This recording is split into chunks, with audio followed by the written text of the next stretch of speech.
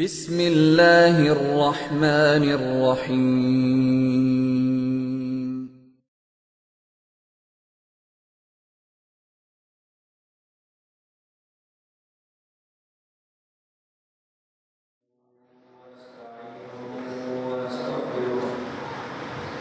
ونؤمن به ونتوكل عليه ونعوذ بالله من شرور أنفسنا ومن سيئات أعمالنا من يهده الله فلا مضل له ومن يضلل فلا هادي له ونشهد أن لا إله إلا الله وحده لا شريك له ونشهد أن سيدنا ومولانا محمدا عبده ورسوله أما بعد فأعوذ بالله من الشيطان الرجيم بسم الله الرحمن الرحيم يا أيها الذين آمنوا أطيعوا الله وأطيعوا الرسول وأولي الأمر منكم فإن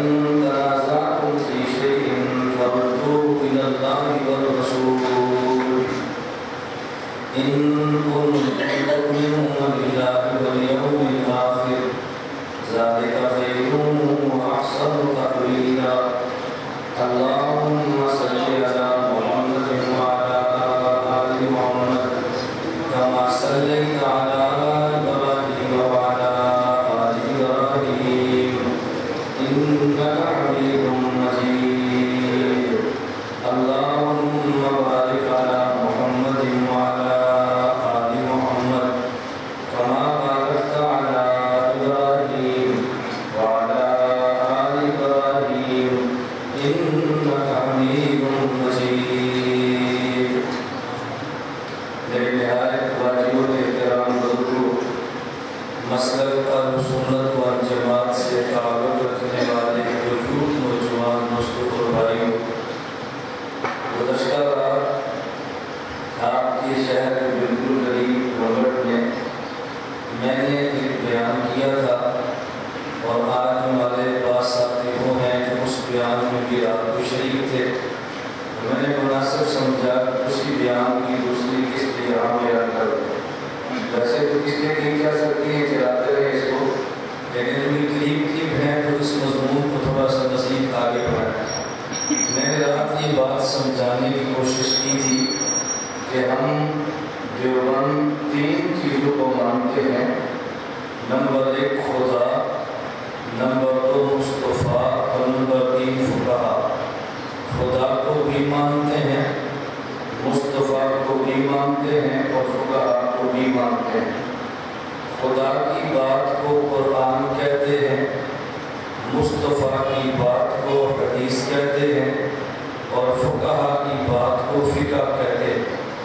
جب خدا کو مانیں گے تو قرآن بھی مانیں گے، مصطفیٰ کو مانیں گے تو حدیث بھی مانیں گے، فقہا کو مانیں گے تو فقہ بھی مانیں گے۔ خدا کو ماننا اس لیے ضروری ہے کہ وہ ہمارے خالق اور مالک ہے۔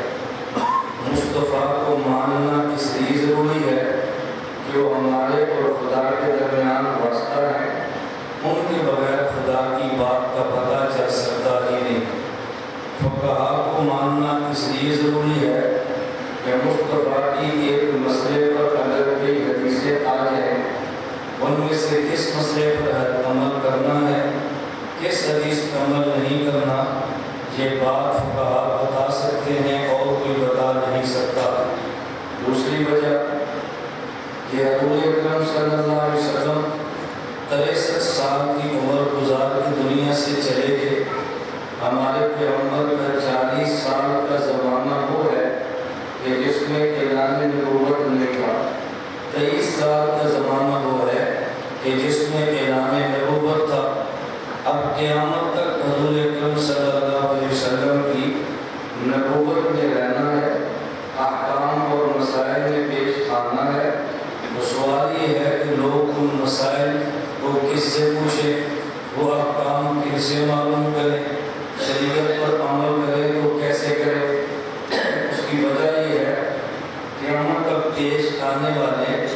مسائل 2-400 2-4 ہزار 2-4 لاکھ نہیں ہے، بلکہ کروڑوں کی بات ہے کہ انسان کو مسائل پیش آنے ہیں۔ قرآن کریم کی آیات تو 7,000 سے زیادہ نہیں ہے، احادیث کے متن کی تعداد تو 50,000 سے زیادہ نہیں ہے، بعض کہتے ہیں حدیث کی تعداد 4,000 ہے، بعض کہتے ہیں 10,000 ہے، 50,000 سے زیادہ کوئی قول ملا نہیں ہے کہ محدثین کی حدیثوں کی تعداد کتنی ہے۔ آپ کے ذہن میں سوال آئے گا، اس کو ذرا صاف کر دو کہ ہم تو سنا کرتے ہیں حضرت امام بخاری کتنی لاکھ حدیث کے حافظ ہے، امام احمد بن حنبل کتنے لاکھ حدیث کے حافظ ہے، یحییٰ بن معین کتنی لاکھ حدیث کے حافظ ہے، اور آپ کہتے ہیں کہ ٹوٹل احادیث 50,000 ہے۔ تو جب احادیث کی تعداد 50,000 ہے تو وہ کتنے لاکھ احادیث کے حافظ کیسے ہیں؟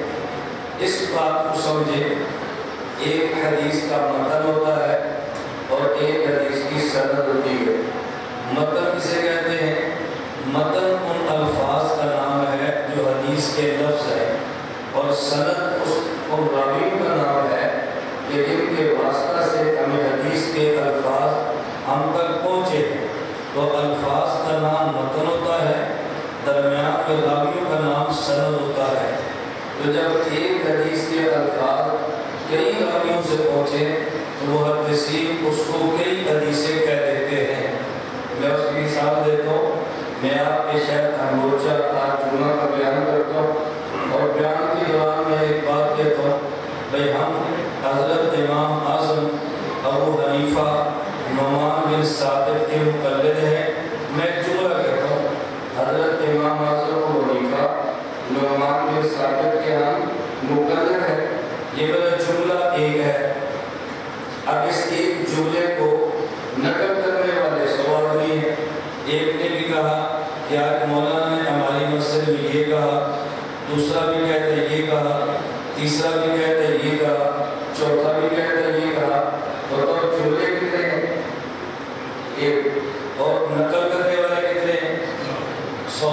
اسی طرح حضور پاک کے لفظ ہوتے ہیں ایک، حدیث ہے انما الاعمال بالنیات، اعمال کا دار و مدار نیت پر ہے۔ اب اللہ پاک کے نبی سے یہ لفظ ایک صحابی نے تو نہیں سنا، کیوں نہیں سنا؟ ایک نقل کرتا ہے، دوسرا کرتا ہے، تیسرا کرتا ہے، چوتھا کرتا ہے، پانچواں کرتا ہے، تو محدثین کہتے ہیں 5 حدیثیں ہیں۔ 5 حدیثیں کیوں ہیں؟ کہ نقل کرنے والے 5 ہیں۔ متن دیکھے تو ایک ہے، سندے دیکھے تو 5 ہے۔ اس لیے جب متنوں کو دیکھیں تو حدیثوں کی تعداد 50,000 ہے، نقل کرنے والوں کو دیکھیں تو پھر حدیثوں کی تعداد کئی لاکھ ہے۔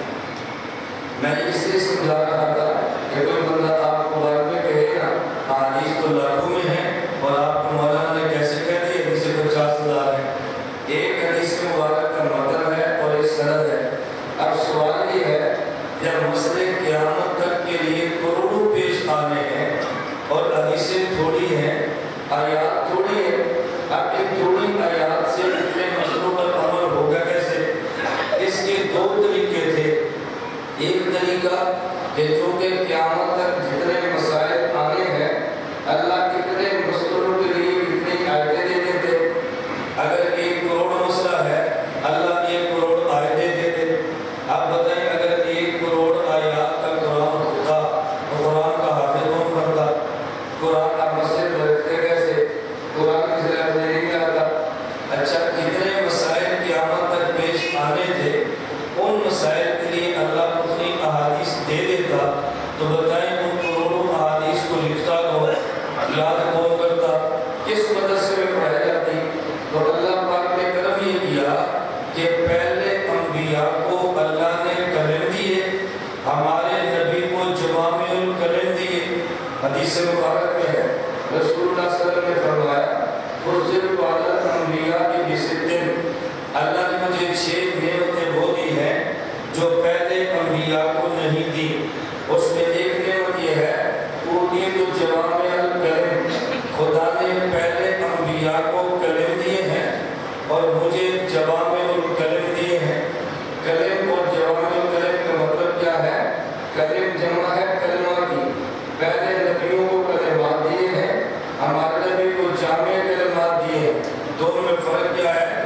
اگر لفظ ایک ہو اور معنی بھی ایک ہو اسے کلمہ کہتے ہیں، لفظ ایک ہو اور معنی کئی ہوں اسے کلمۃ الجامعہ کہتے ہیں۔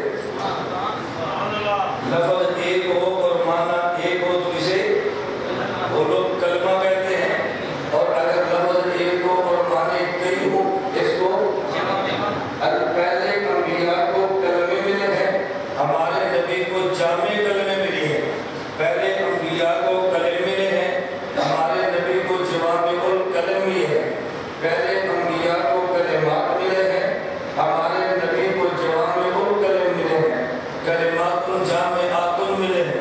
وجہ پہلے نبیوں کی ضرورت تھوڑی ہے، ایک نبی ایک بستی کا نبی ہے، ایک نبی ایک قوم کا نبی ہے، ایک نبی ایک شہر کا نبی ہے۔ تو جب نبی ایک بستی کا ہے تو بستی کے تھوڑے سے مسئلے ہیں، جتنے مسئلے ہوتے اللہ کتنے لفظ اس نبی کو دے دیتا۔ ہمارے نبی ایک بستی کے نبی نہیں ہے، دنیا کی تمام بستیوں کے نبی ہیں۔ ہمارے نبی ایک قوم قبیلے کے نبی نہیں ہیں، قیامت تک آنے والے سارے قبیلوں کے نبی ہیں۔ ہمارے نبی ایک خاص وقت کے نبی نہیں ہیں، قیامت تک آنے والے تمام زمانوں کے نبی ہیں۔ تو پہلے نبی کو مسئلے تھوڑے چاہیے تھے، اللہ تھوڑے سے لفظ دے دیتا، مسئلہ بیان کر دیتے۔ ہمارے نبی کو قیامت تک کے لیے مسئلے چاہیے، امت نے قیامت تک جو رہنا ہے۔ اب اگر اللہ قیامت تک پیش آنے والے مسائل کے لیے کتنے لفظ دے دیتے، امت سنبھال نہ سکتی، امت یاد نہ کر سکتی، امت محفوظ نہ رکھ سکتی۔ اللہ نے قلم یہ دیا، ہمارے نبی کو جوامع الکلم دیے ہیں، یعنی لفظ تھوڑے دیے، ان الفاظ کی طے میں معانی زیادہ رکھ دیے ہیں۔ حدیث ایک ہوگی، طے میں مسئلے ہزار ہوں۔ حدیث ایک ہوگی اور طے میں مسئلے ہزار ہوں گے۔ یہ بات اچھی طرح سمجھنا۔ میں آپ کو پہلے دو چار مثالیں دیتا ہوں تاکہ آپ کو اچھی طرح بات سمجھے۔ نمبر ایک مسئلہ، ایک غیر مقلد اہل حدیث مجھ سے پوچھنے لگا کہ یہ جو آپ کے ہاں جمعے کی نماز ہوتی ہے، نہ آپ کے ہاں جو جنازے کی نماز ہوتی ہے، اس جنازے کی نماز میں عام طور پہ آپ کے امام کھڑے ہو کے اعلان کرتے ہیں، بھائی سارے نیت کر لو، 4 تکبیر نماز جنازہ، ثنا واسطے اللہ تعالیٰ کے، درود واسطے حضور پاک صلی اللہ علیہ وسلم کے، دعا واسطے حضرت اس میت کے، پیچھے اس امام کے، منہ طرف کعبہ شریف، اللہ اکبر کہتے ہیں نا، یہ نیت کرو۔ مجھے پہلے حدیث کہنے لگا یہ جو نیت آپ کے علماء کرواتے ہیں، یہ نیت کہاں پر ہے، یہ نیت کہاں لکھی ہے؟ میں نے کہا حدیث میں ہے۔ میں نے کہا حدیث میں ہے۔ مجھے کہتا ہے کون سی حدیث میں ہے؟ میں نے کہا بخاری شریف کی پہلی حدیث میں ہے۔ اس نے کیا پوچھا کہاں لکھی ہے؟ میں نے کیا جواب دیا؟ بولے نا حدیث میں ہے۔ اس نے پوچھا کہاں حدیث ہے؟ میں نے کیا بتایا؟ یہ بخاری شریف کی پہلی حدیث۔ اس نے کہا کہ بخاری تو ہم نے بھی پڑھی ہے، یہ بخاری میں تو نہیں ہے۔ میں نے کہا بخاری میں ہے۔ اس نے کہا کدھر لکھی ہے؟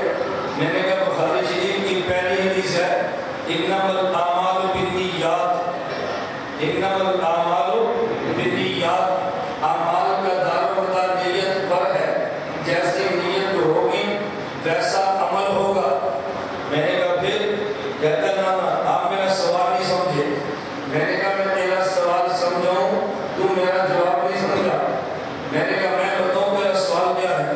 تو سوال یہ کرنا چاہتا ہے، حدیث میں ہے انما الاعمال بالنیات، اعمال کا دار و مدار نیت پر ہے، نیت ہوتی ہے دل سے، تم کرواتے ہو زبان سے، یہ زبان میں کروانا کہاں لکھا ہے؟ کہتا ہے ہاں میں یہی پوچھنا چاہتا ہوں۔ میں نے کہا میں تیرا سوال سمجھ گیا نا، تو جواب نہیں سمجھا۔ مجھے کہتے ہیں کیوں نہیں سمجھا؟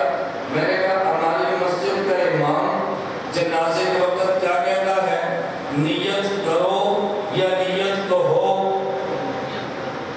بتاؤ کیا کہتے ہیں؟ نیت کرو یا نیت تو ہو؟ سب بولو نا، نیت کرو یا کہو؟ کرو نا۔ میں نے کہا کہنا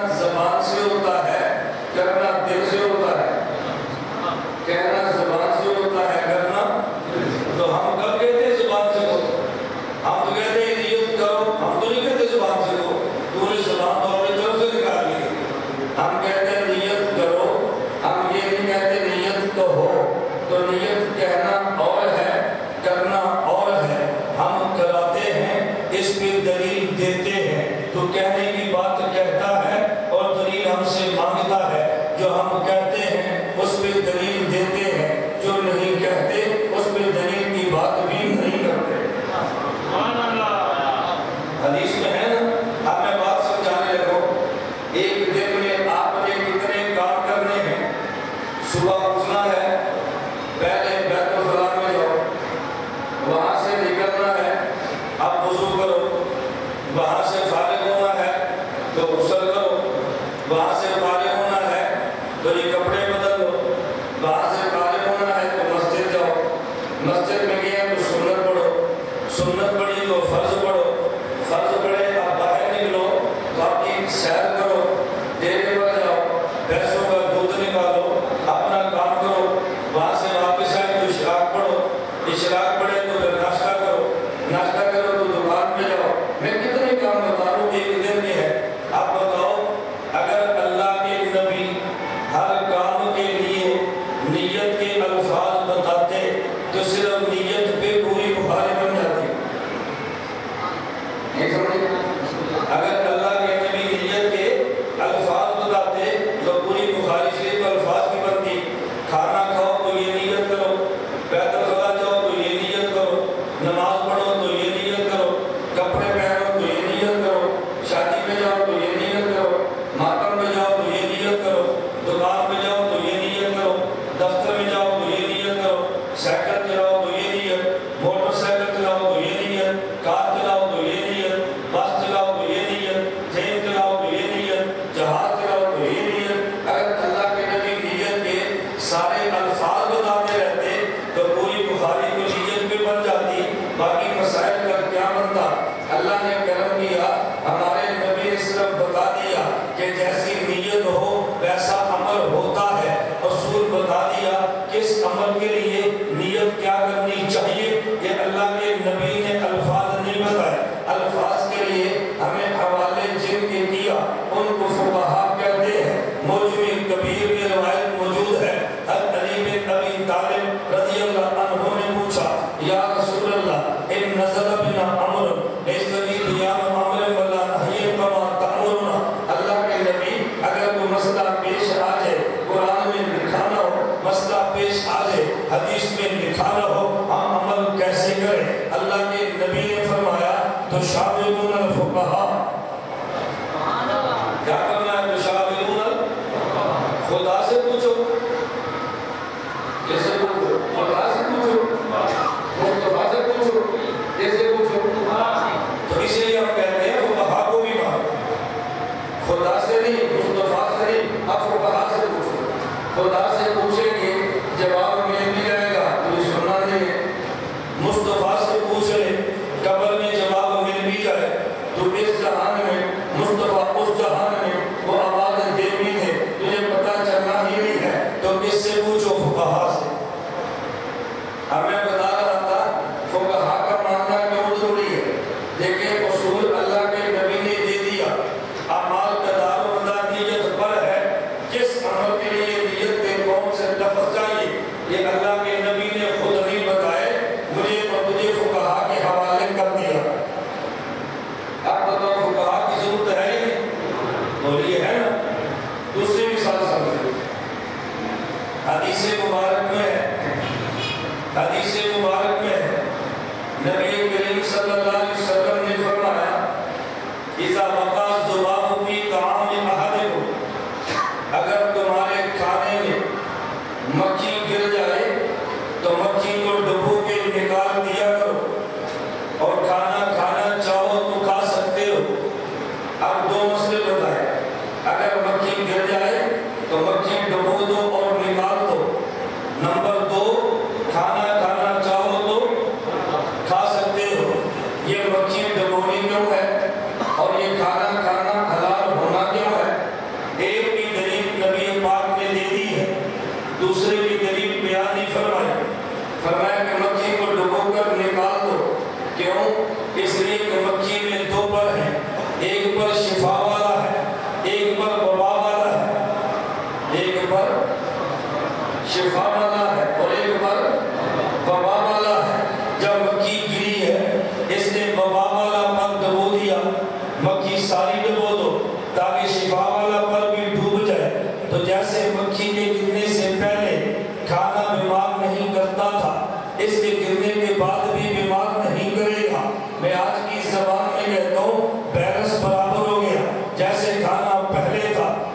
کھانا اب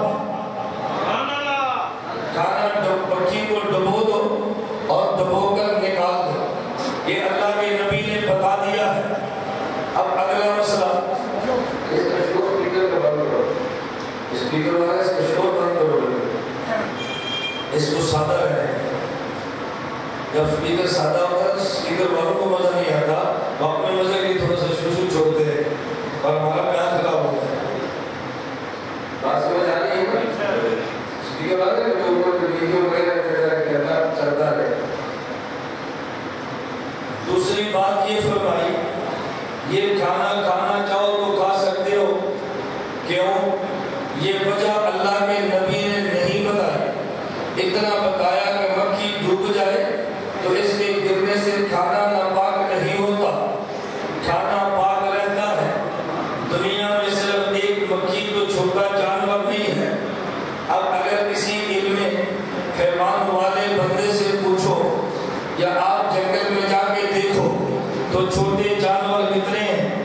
مکھی الگ ہے, چیونٹی الگ ہے, چیونٹا الگ ہے, چھپکلی یہ چھوٹے چھوٹے, چھپکلی تو بڑی ہے, پیڑ الگ ہے, جگنو الگ ہے, یہ چھوٹے چھوٹے.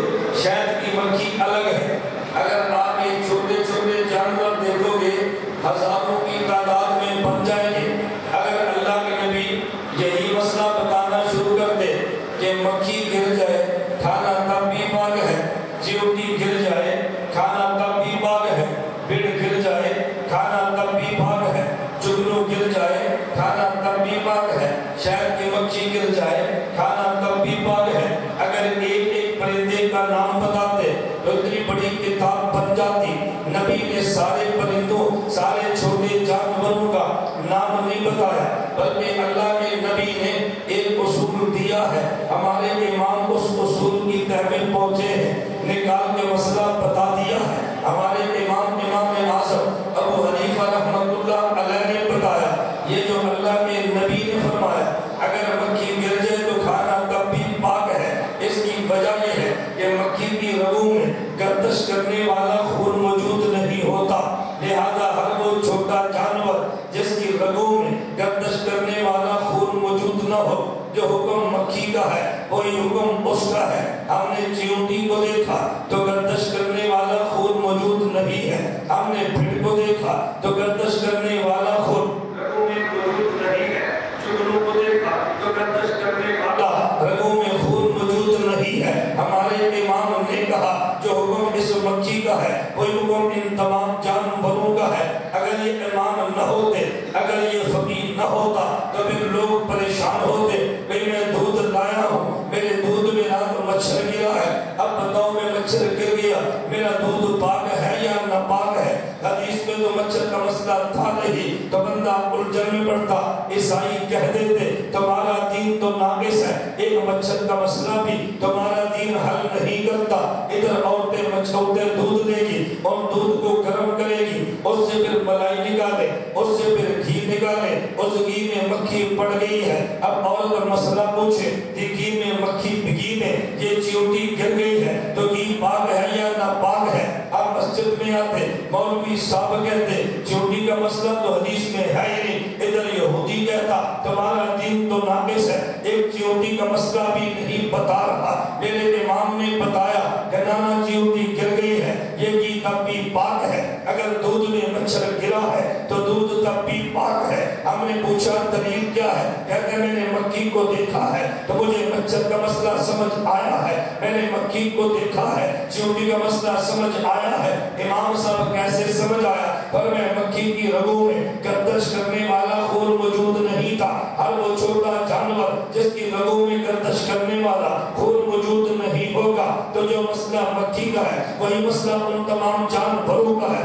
اب مکھی گر گئی ہے, مسئلہ موجود تھا, چیونٹی گر گئی ہے, خدا سے پوچھے تو جواب ملے گا کیسے؟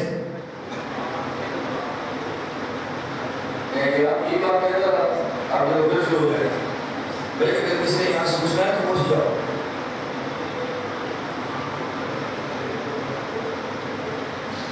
میری بات اب سمجھ آ رہی ہے؟ میں یہ کہہ رہا تھا اب خدا سے پوچھیں تو جواب کیسے ملے؟ مصطفیٰ سے ملے تو قبر میں ہے تو پھر کس سے پوچھے گی؟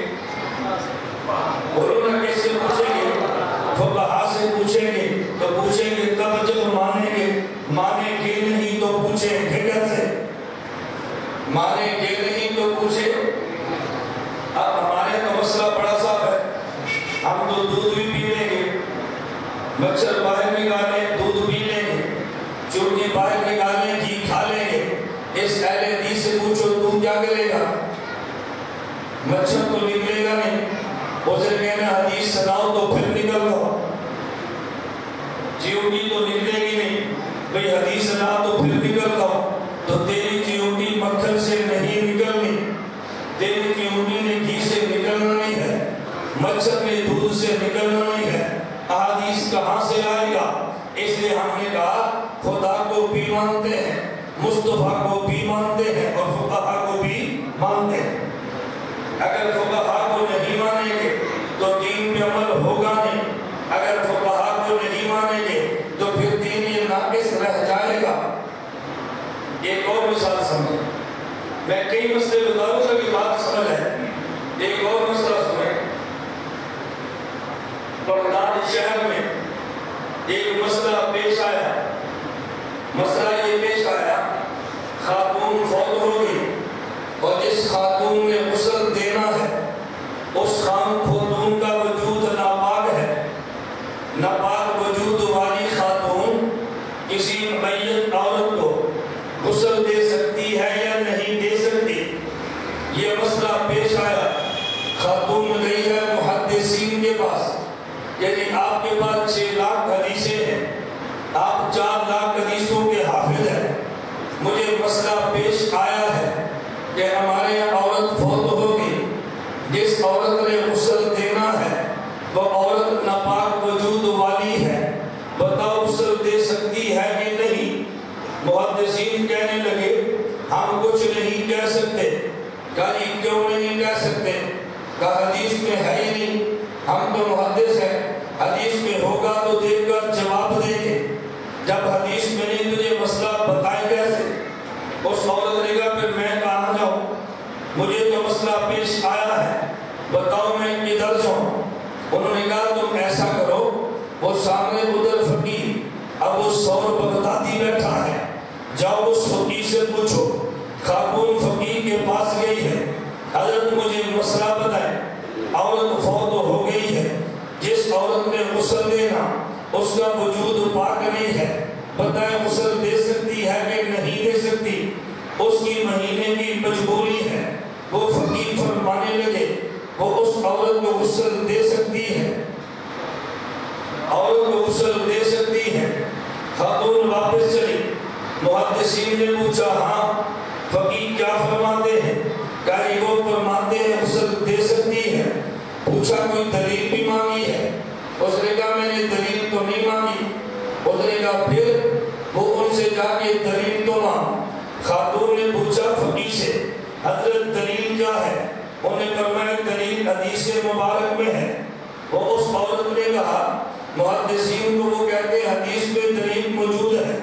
محدثین کہنے لگے ہمیں 4 لاکھ حدیثیں آتی ہیں، یہ تو کسی حدیث میں نہیں ہے، ذرا فقیر سے پوچھ کر آ کس حدیث میں مسئلہ موجود ہے۔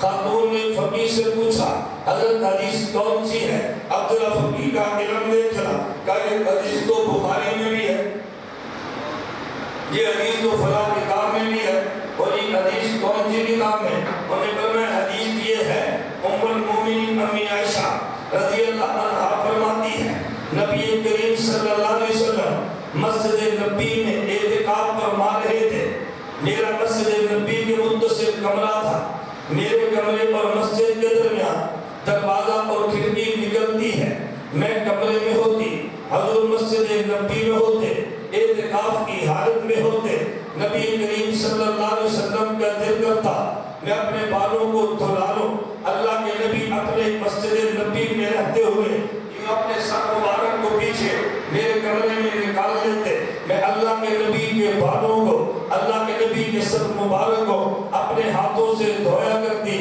اور میری حالت یہ تھی وَأَنَا حَائِضٌ، میں ماہواری کی حالت میں ہوتی، نبی کے سر کو دھو دیا کرتی۔ فقیر فرمانے لگے اگر امی عائشہ اس حالت میں نبی کے سر کو دھو سکتی ہے تو عورت بھی میت عورت کو غسل دے سکتی ہے۔ امی عائشہ نبی کے سر کو دھو سکتی ہے تو عورت بھی میت عورت کو غسل دے سکتی ہے۔ اب بتاؤ یہ مسئلہ کون بتائے گا؟ یہ مسئلہ فقیر بتائے گا۔ اگر فقیر نہیں ہوگا خدا کا مسئلے کا پتہ چلے گا کیسے؟ اس لیے ہم نے کہا ہے ہم خدا بھی مانتے ہیں، ہم مصطفیٰ بھی مانتے ہیں، ہم فقہا کو بھی مانتے ہیں۔ مصطفیٰ بات اپنی نہیں کرتا، قرآن کی آیت کی شرح مصطفیٰ کرتا ہے، اور فقیہ بات اپنی نہیں کرتا، مصطفیٰ کی بات کی شرح فقیہ کرتا ہے۔ اگر مصطفیٰ شرح نہ کرے خدا کی بات سمجھ نہیں آتی، اگر فقیہ شرح نہ کرے تو مصطفیٰ کی بات سمجھ نہیں آتی۔ جو خدا کی بات کی شرح کرے اسے مصطفیٰ کہتے ہیں، اور جو مصطفیٰ کی بات کی شرح کرے انہیں فقہا کہتے ہیں۔ میں مثال دینے لگا، آپ کو کہ اگر حضور شرح نہ کرے قرآن بھی سمجھ نہیں آتا، میں نے کہا ہاں نہیں سمجھ آتا، تجھے کیا سمجھ آئے گا؟ خود پیغمبر کے صحابی کو بھی سمجھ نہیں آتا اگر مصطفیٰ نہ سمجھ آئے۔ تجھے اور مجھے کون سا دعویٰ ہے؟ قرآن کریم کی آیت ہے الذین آمنوا ولم یلبسوا ایمانہم بظلم اولئک لہم الامن وہم مہتدون۔ قرآن کریم میں آیت نازل ہوئی، جو بندہ ایمان لایا اور پھر ایمان کے ساتھ ظلم کو ملنے نہیں دیا، اسے امن بھی ملے گا، اسے ہدایت بھی ملے گی۔ شرطیں کتنی ہیں؟ دو، نمبر 1 ایمان لائے، نمبر 2 ظلم نہ کرے، اسے امن بھی ملے گا، اسے ہدایت بھی ملے گی۔ ظلم کا معنی کیا ہے؟ کچھ کمی کرے تو ظلم ہے، کچھ بیشی کرے تو ظلم ہے۔ مسجد کا ایک پلاٹ کا مکان ہے، ساتھ ایک آدمی کا مکان ہے، لیکن وہ 1 فٹ مسجد کی جگہ اپنے مکان میں ملا لے تو یہ بھی ظلم ہے۔ اور اگر مسجد والے ساتھ کسی کے ذاتی پلاٹ کو پوچھے بغیر مسجد میں ملا لے تو یہ بھی ظلم ہے۔ کمی کرے تو ظلم ہے، بیشی کرے تو ظلم ہے۔ اللہ نے جو شرطیں بتائی ہیں، ایمان بھی لایا، ظلم نہ ملایا، امن بھی ملے گا، ہدایت بھی ملے گی۔ صحابہ عربی تو جانتے تھے، جب یہ آیت اتری تو پریشان ہو گئے۔ صحابی حضور کی خدمت میں آئے، کہا یا رسول اللہ اس کا مطلب یہ ہے ہمیں امن بھی نہیں مل سکتا، ہمیں ہدایت بھی نہیں ملے گی، فرمایا تم کیوں پریشان ہو؟ انہوں نے کہا یہ قرآن جو کہتا ہے ایمان بھی لائیں، ظلم بھی نہ کریں، ایونا لم یظلم شیئا، ہم میں سے کون سا بندہ وہ ہے کہ جو کچھ کمی اور بیشی نہ کرے؟ انسان ہے، کمی بیشی تو ہو جاتی ہے، کمی کوتاہی تو ہو جاتی ہے۔ اس کا معنی یہ ہوا ہمیں امن اور ہدایت نہیں ملے گی۔ اللہ کے نبی نے فرمایا یا ظلم کا معنی وہ نہیں ہے جو تم سمجھے ہو، یا ظلم کا معنی وہ ہے جو سورہ لقمان میں ہے۔ حضرت لقمان نے اپنے بیٹے کو فرمایا یا بنیا لا تشرک باللہ ان الشرک لظلم عظیم، اے بیٹے شرک نہ کرنا، شرک بڑا ظلم ہے۔ اب آیت کا معنی ہوگا الذین آمنوا ولم یلبسوا ایمانہم بظلم، الذین آمنوا ولم یشرکوا باللہ شیئا، جو بندہ ایمان لائے اور پھر شرک نہ کرے اسے امن بھی ملے گا، اسے ہدایت بھی ملے گی۔ صحابہ خوش ہو گئے، ہم ایمان بھی لائے ہیں، شرک بھی نہیں کرتے، ہمیں امن بھی ملے گا، ہمیں ہدایت بھی ملے گی۔ تو دیکھو خدا کے کلام کی شرح مصطفیٰ نہ کرے تو بات سمجھ نہیں آتی۔ بالکل اسی طرح اگر مصطفیٰ کے کلام کی شرح فقیہ نہ کرے تو امت کو سمجھ نہیں آتی۔ ہم نے مصطفیٰ کو مانا ہے تاکہ خدا کا کلام سمجھ آئے، ہم نے فقہا کو مانا ہے تاکہ مصطفیٰ کا کلام سمجھ آئے۔ ہم خدا کو بھی مانتے ہیں، مصطفیٰ کو بھی مانتے ہیں، اور فقہا کو بھی مانتے ہیں۔ میں نے شروع میں ایک بات کی تھی آپ کے ذہن میں، میں نے کہا ہمارے نبی قیامت تک کے نبی ہیں، ہمارے نبی کے مسئلے بہت ہیں۔ اگر حضور سارے مسئلوں کے لیے الفاظ سارے دے دیتے ہم یاد کر لیتے، ہم سارے حدیثیں لکھ لیتے، یہ بڑا مشکل تھا۔ اللہ نے کرم یہ کیا الفاظ تھوڑے دیے ہیں اور معانی میں مسئلے زیادہ رکھ دیے ہیں۔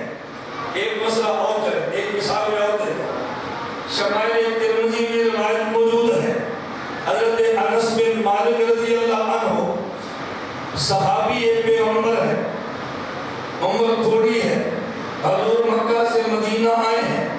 انس بن مالک رضی اللہ عنہ کی والدہ نے ام سلیم نے انس بن مالک کو حضور کی خدمت میں پیش کیا ہے۔ اللہ کے نبی کا مکہ سے مدینہ آئے ہو، میرا دل کرتا تھا کوئی ہدیہ پیش کرتی، اور لوگوں نے بھی ہدیہ دیا ہے، میرا دل کرتا میں بھی ہدیہ پیش کرتی، میرے پاس کوئی اور ہدیہ تو نہیں ہے، میرا بیٹا قبول کر لیجئے، یہ میرا بیٹا آپ کی خدمت کرے گا۔ حضرت انس بن مالک کہتے ہیں خدمت رسول اللہ 10 سنین، میں نے اللہ کے نبی کی 10 سال خدمت کی ہے۔ کتنے سال؟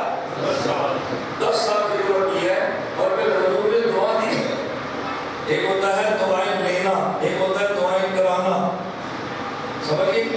ایک ہوتا ہے دعا لینا، ایک ہوتا ہے دعا، ہم دعا لیتے نہیں ہیں، دعا کراتے ہیں۔ محسوس نہ کرنا، میں یہ نہیں کہہ رہا کہ میں آپ سے بھیک مانگ رہا ہوں، آپ کو مول صاحب والے سے شادی کر رہے ہیں کہ میری گاڑی میں ہدیہ رکھو، نہ۔ ایک ہوتا ہے دعا کرانا، ایک ہوتا ہے دعا لینا۔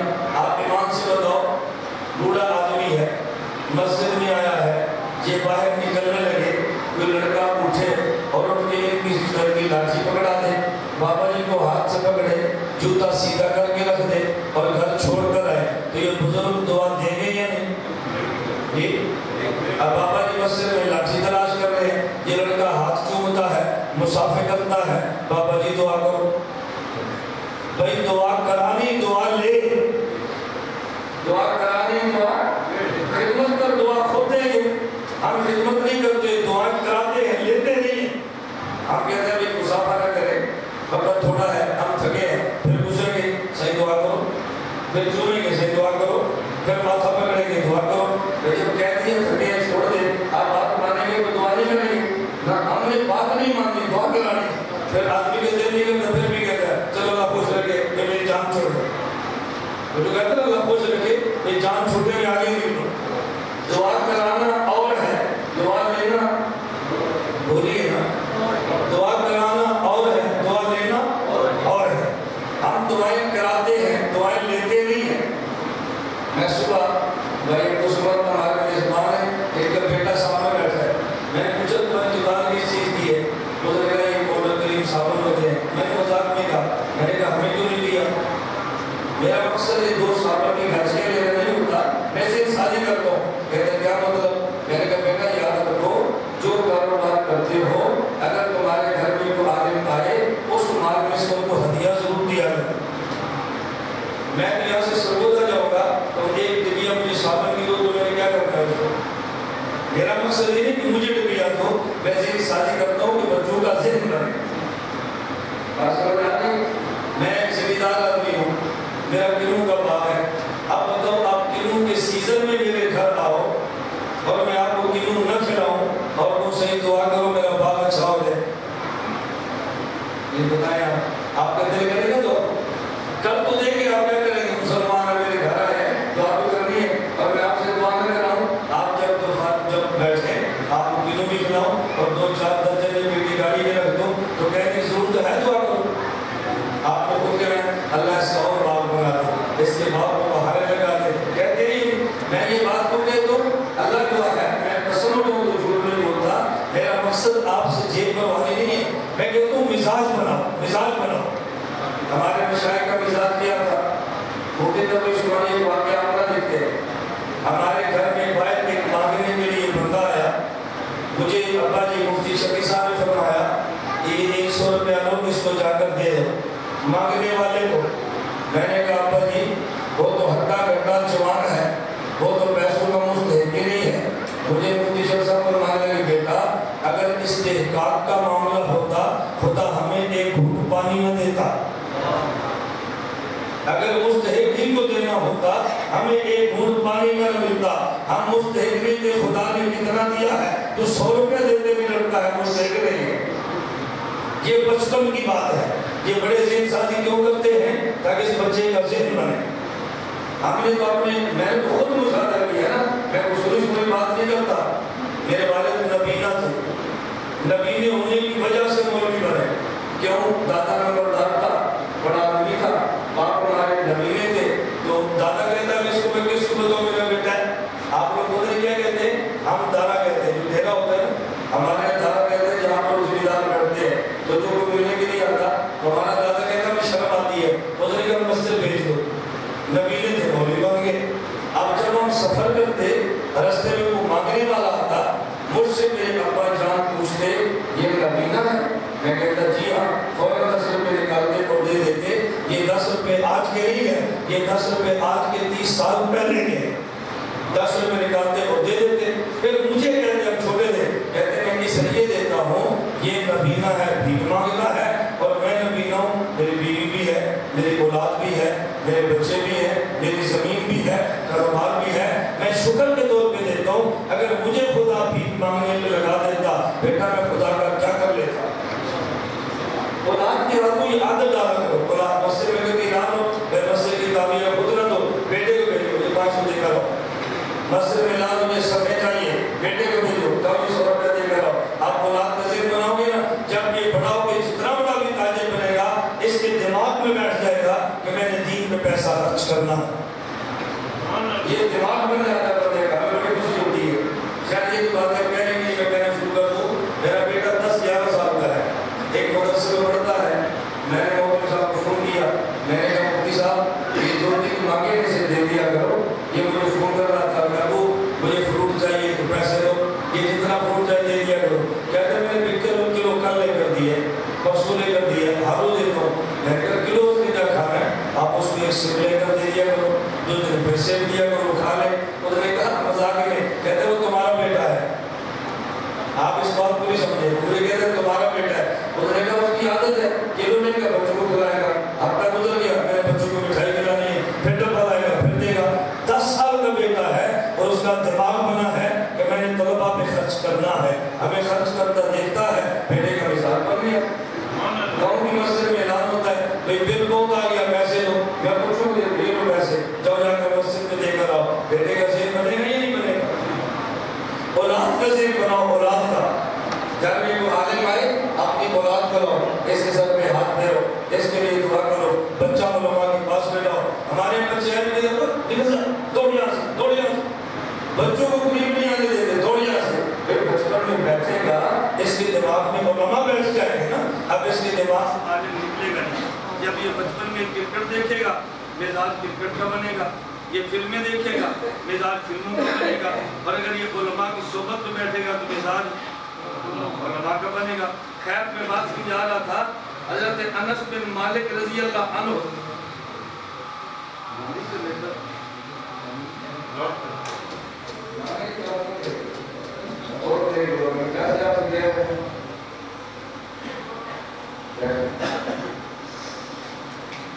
حضرت انس بن مالک رضی اللہ عنہ، یہ تو بات درمیان میں چل پڑی ہے۔ حضرت انس بن مالک رضی اللہ عنہ نے حضور کی کتنے سال خدمت کی ہے؟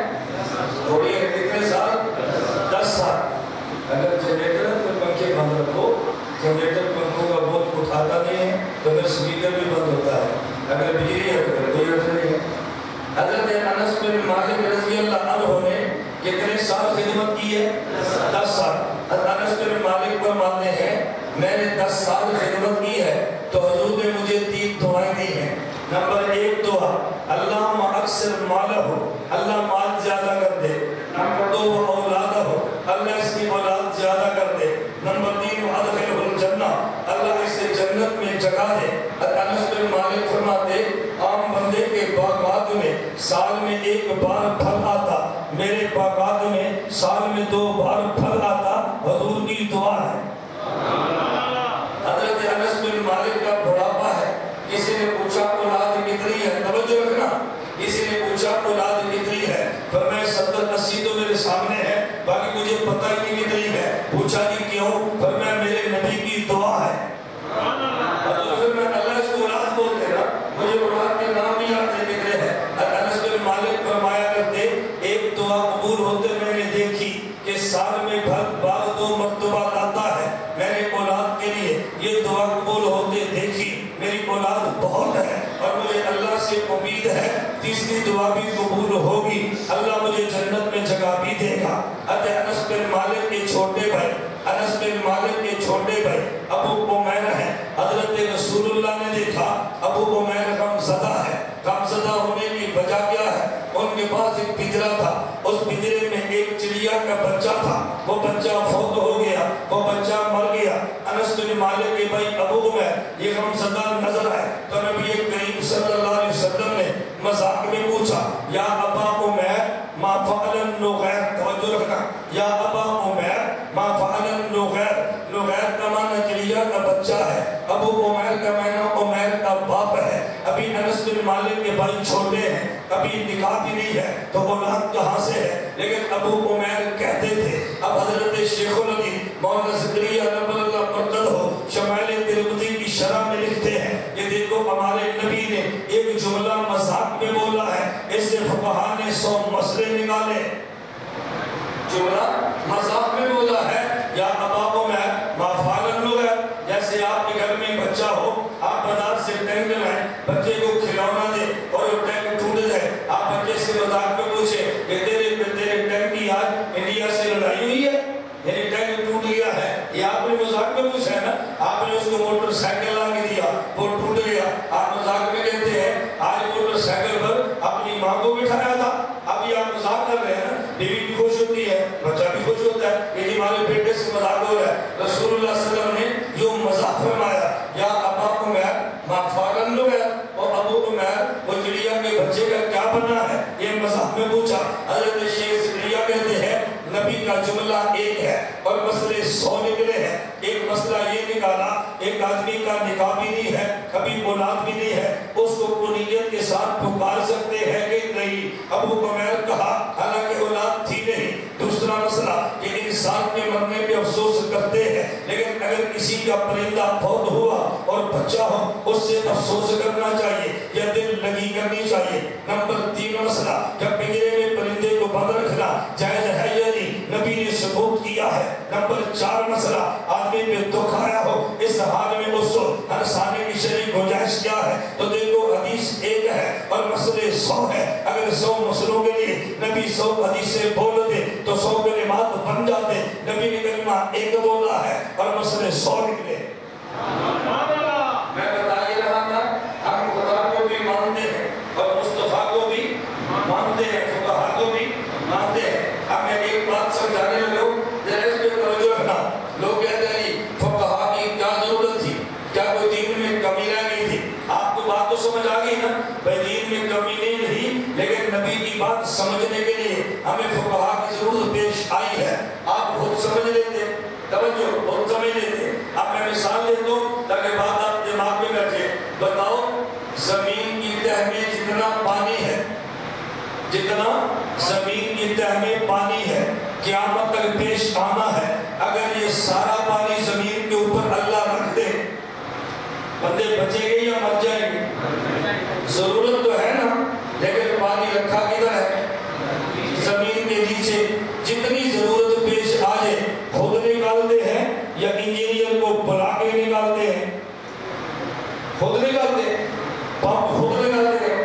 نا انجینئر کسی بھی صوبے کا انجینئر آتا ہے، جتنی ضرورت ہوتی ہے وہ نیچے سے نکال کے دیتا ہے۔ بھائی جتنا پیٹرول چاہیے یہ زمین کی تہ میں موجود ہے، اگر سارا پیٹرول اللہ زمین کے اوپر رکھ دے طوفان مچ جائے، آگ لگ جائے، ساری چیزیں برباد ہو جائے، خدا نے تہ میں جتنا پیٹرول چاہیے وہ چھپا دیا ہے، جتنی ضرورت ہو انجینئر نکال کے دے دیتا ہے۔ تہ میں ڈیزل چھپا دیا ہے، انجینئر نکال کے دے دیتا ہے۔ کوئلہ زمین میں رکھ دیا ہے، انجینئر نکال کے دے دیتا ہے۔ جس طرح زمین کی تہ میں کوئلہ موجود ہے، نکال کے انجینئر دیتا، جتنی ضرورت ہے پانی موجود ہے، نکال کے دیتا انجینئر ہے، جتنی ضرورت ہو۔ قرآن حدیث کی تہ میں اللہ نے قیامت تک کے سارے مسئلے چھپا دیے ہیں تو ان کو نکال کے دیتا فقی ہے، جتنی ضرورت ہوتی ہے۔ اگر ظاہری دنیا کی نعمت چاہیے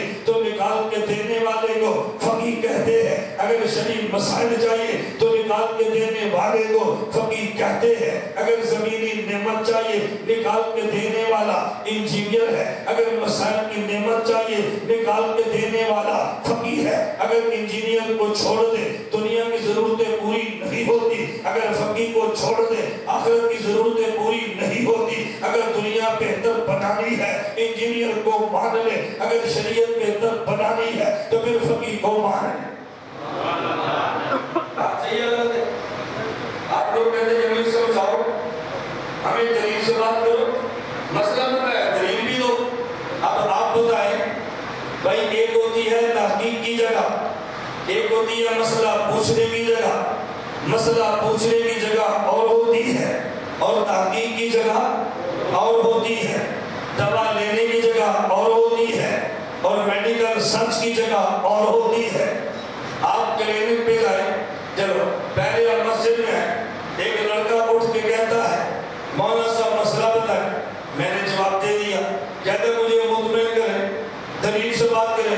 میں نے کہا دلیل سے مطمئن ہونا ہے تو سرگوتے میرے پاس 3 دن نکال کر آپ کہتے ہیں لے اب سرگوتے ہیں، آپ قائم کریں نا، آپ مولوی نہیں ہیں۔ اچھا یہی آپ کا بیٹا بیمار ہو جائے، آپ کلینک پہ لے کر جائیں، ڈاکٹر چیک کر کے دوا دیتا ہے، وہ لڑکا کہتے ہیں ڈاکٹر صاحب اس مرض کی یہی دوا ہے، میری تحقیق کرائے، ڈاکٹر کرائے گا؟ اس نے کہنا بیٹا تحقیق کرنی ہے تو پھر میرے ریسرچ سینٹر میں داخلہ لے، میڈیکل کالج میں پڑھ لے۔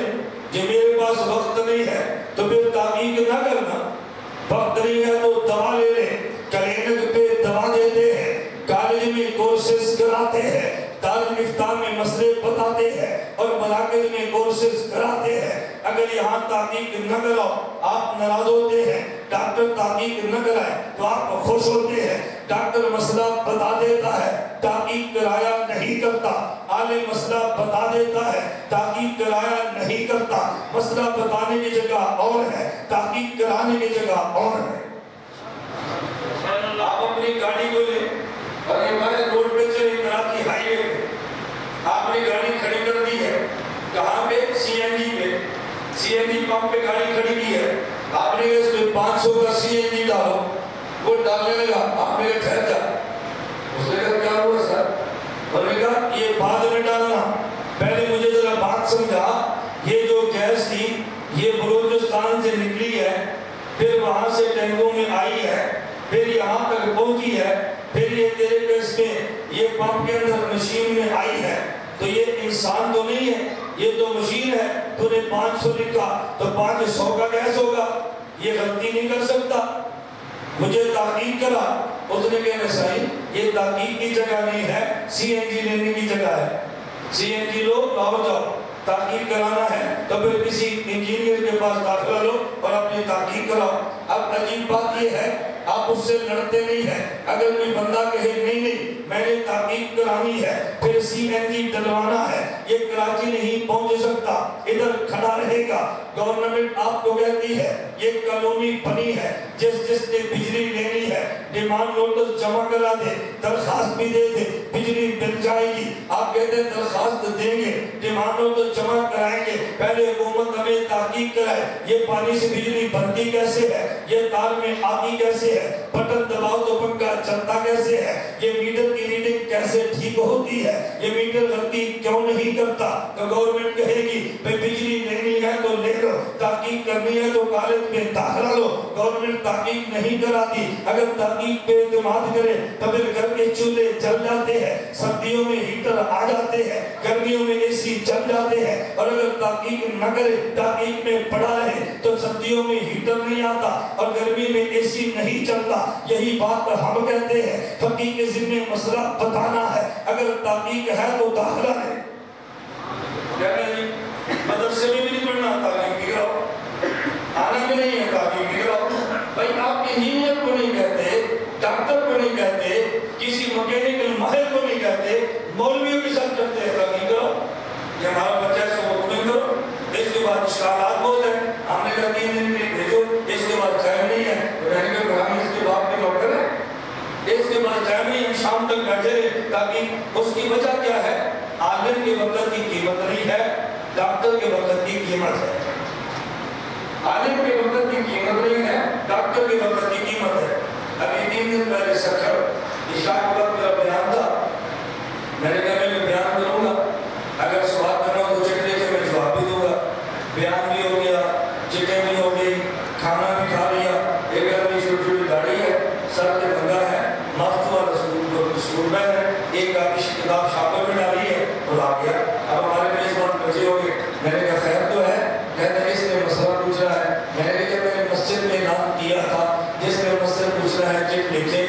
جواب دوں گا اس نے مسئلہ کیوں نہیں پوچھا؟ کہا کہ میں مولانا سے الگ بات کرنی ہے. میں نے کہا اس کو باہر نکالو یہاں سے. باہر نکل رہا بات کر رہی مسئلہ نہیں پوچھنا شرارت کر رہی ہے. اب یہ بتانا چاہتا ہے کہ تمہاری کیا بات ہے. مناظر تمہیں ہوں جس کی داڑھی بھی پوری نہیں ہے. مناظر تمہیں ہوں جس کا لباس بھی مصنوع نہیں ہے.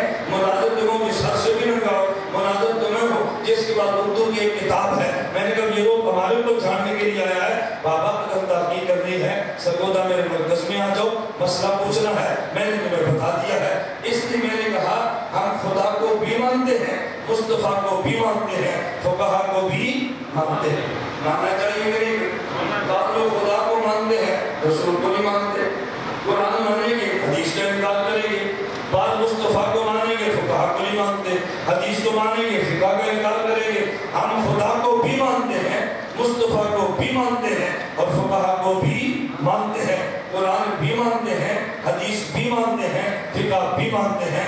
اللہ مجھے اور آپ سب کو قرآن و حدیث, فقہ, خدا, مصطفیٰ اور فقہا سب کو ماننے کی توفیق عطا فرمائے.